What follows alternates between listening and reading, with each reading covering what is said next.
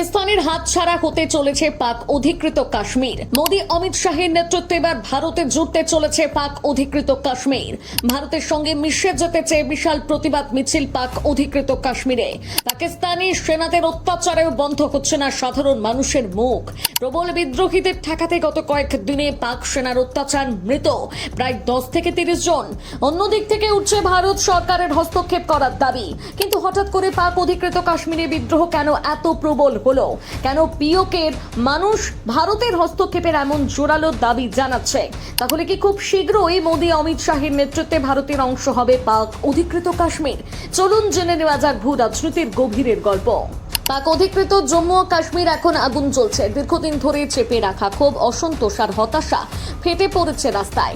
সাধারণ মানুষ পাকিস্তানি সেনাবাহিনীর দমন, পীড়ন, অর্থনীতির শোষণ আর রাজনৈতিক অবহেলার বিরুদ্ধে সোচ্চার হয়ে উঠেছে। আর এই আন্দোলনের মাঝে একটি স্পষ্ট স্লোগান উঠে আসছে, ভারতের সঙ্গে মিলেমিশে যাওয়ার দাবি। মানুষ বলছে পাকিস্তানের শাসনে আর নয়, তারা ভারতের অংশ হয়ে শান্তি এবং উন্নয়নের স্বাদ পেতে চায়। সম্প্রতি রাওয়ালকোট, মুজাফফরবাদ, মিরপুর সহ বিভিন্ন এলাকায় হাজার হাজার মানুষ রাস্তায় নেমে এসেছেন।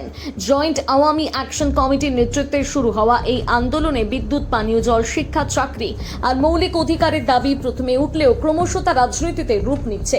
পাকিস্তানি সেনাবাহিনীর গুলিতে 10 থেকে 30 জনের মৃত্যুর খবর এসেছে। আহত হয়েছেন শতাধিক। এই নৃশংসতার প্রতিবাদে মানুষ আরো ক্ষুব্ধ হয়ে উঠেছে। অনেক জায়গায় ভারতের সঙ্গে যোগ দাও, পাকিস্তানি দখলদারি মুক্ত করো জাতীয় স্লোগান শোনা যাচ্ছে। একই সময় জম্মুতে পিওজেকে রিফিউজি সেল একটি বড় প্রতিবাদ মিছিল সমাবেশ করেছে।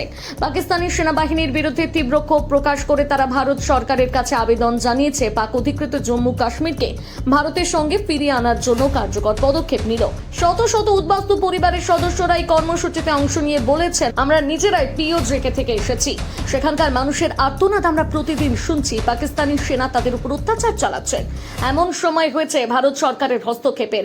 পিওজেকে সাধারণ মানুষের জীবনযাত্রা কতটা কঠিন তা ভাবলে মন খারাপ হয়ে যায়। বিদ্যুৎ নেই, জলের সংকট, দ্রব্যমূল্য আকাশছোঁয়া, অথচ পাকিস্তানি কর্মকর্তা ও সেনা অফিসাররা বিলাসবহুল জীবন কাটাচ্ছেন। স্থানীয় যুবকদের চাকরি নেই, শিক্ষার মান খারাপ, সবচেয়ে বড় কথা তাদের রাজনৈতিক অধিকার কেড়ে নেওয়া হয়েছে। পাকিস্তানের অন্যান্য প্রদেশের লোকজনকে সেখানে বসতি দেওয়া হচ্ছে, যা স্থানীয়দের মধ্যে তীব্র ক্ষোভ তৈরি করেছে। এই আন্দোলনে অনেকে স্পষ্ট করে বলছেন, পাকিস্তান আমাদের ভাই নয়, দখলদার। জম্মুতে প্রতিবাদকারীরা বলেছেন, পিওজেকের মানুষ ভারতের উন্নয়ন দেখছে। ভারতীয় কাশ্মীরের রাস্তাঘাট, হাসপাতাল, স্কুল, বিদ্যুৎ, ট্যুরিজম সবকিছু বদলে গেছে। সেখানকার মানুষের জীবনযাত্রার মান উন্নত হয়েছে।